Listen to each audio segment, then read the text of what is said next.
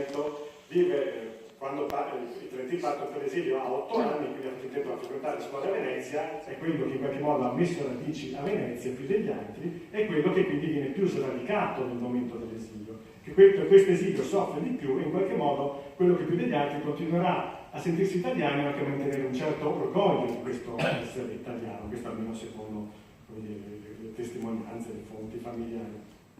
Per quanto riguarda invece Franca, che aveva 2 anni in meno, in qualche modo l'impatto di Franca sarà diverso. Mi viene in mente una lettera che Franca Trentino aveva scritto 80 anni dopo i fatti al Presidente della Repubblica Giorgio Napolitano, nei primi anni 2000,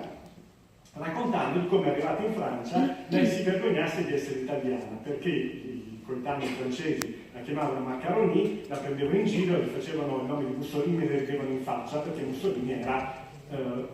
l'emblema di un'Italia ridicola. E quindi Franca raccontava di come avesse maturato una profonda vergogna di essere italiana. E in qualche modo si può trovare testimonianze di questo anche nel fatto che poi Franca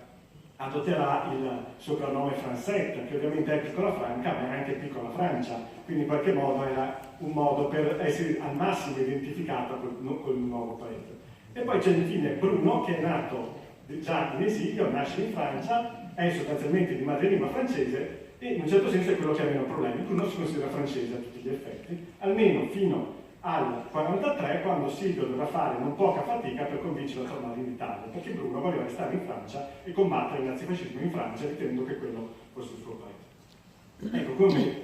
all'interno della stessa famiglia si riproduce questa molteplicità delle identità. L'altro aspetto molto significativo è quello della lingua. I genitori parlavano, Beppe e Silvio parlavano tra di loro in dialetto veneto, Silvio era di San Donà, Beppe era di Treviso, parlavano tra di loro in dialetto veneto, ma i figli parlavano in italiano. I figli tra di loro parlavano in francese, soprattutto ovviamente Franca e Bruno. Quindi ancora di nuovo, persino negli aspetti linguistici, questa identità multipla e plurale.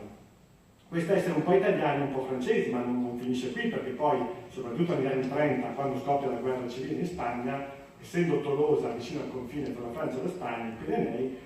Casa Trentina e la libreria dei Trentini diventano un punto di passaggio fondamentale dei volontari diretti in Francia, e dopo la fine della guerra civile in Francia ci sono tutti i repubblicani spagnoli che abbandonano, scusate, la guerra civile in Spagna, ci sono tutti i repubblicani spagnoli che abbandonano la Spagna dopo la vittoria del franchismo, e l'intera famiglia sarà impegnata a assistere questi esuli spagnoli. Ricordiamo che Franca sposerà uno di questi esuli, Orasto Rubbia, e quindi ancora di più questa dimensione